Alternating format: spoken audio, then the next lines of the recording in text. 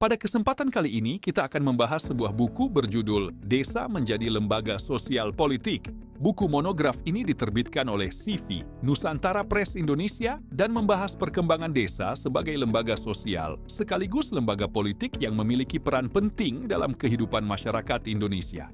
Buku ini ditulis oleh 3 orang penulis, yaitu Profesor Dr. Drs. H. Laode Hasiara, SE, MM, MPD, PhD, AKCS, CA, Fatahul Rahman, SE, MC, AKC, CA, dan LM Hasriadi, SST, MTRE.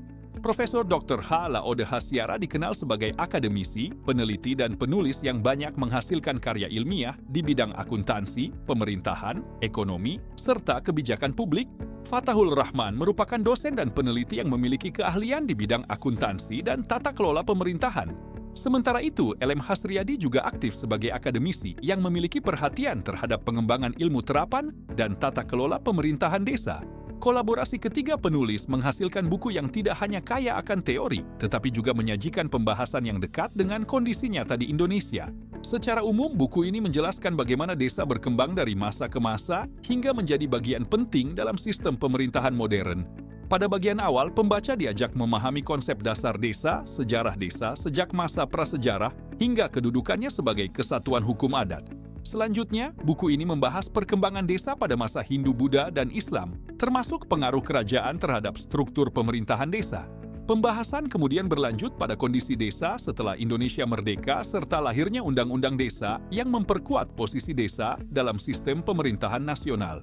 Tidak hanya membahas sejarah, buku ini juga mengulas tata kelola pemerintahan desa dan pengelolaan dana desa secara rinci. Topik mengenai akuntansi pemerintahan desa, keuangan desa, penyusunan APBDes, hingga pelaksanaan dana desa dijelaskan secara sistematis. Selain itu, terdapat studi kasus mengenai pengelolaan keuangan pemerintah desa, sehingga pembaca dapat memahami penerapan teori dalam praktik.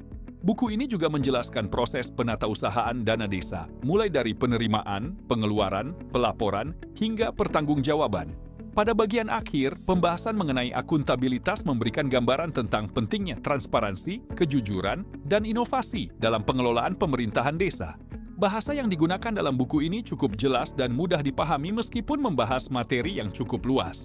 Buku ini sangat bermanfaat bagi mahasiswa, dosen, aparatur pemerintah desa, peneliti, maupun masyarakat yang ingin memahami perkembangan desa dari sudut pandang sosial, politik, dan tata kelola pemerintahan.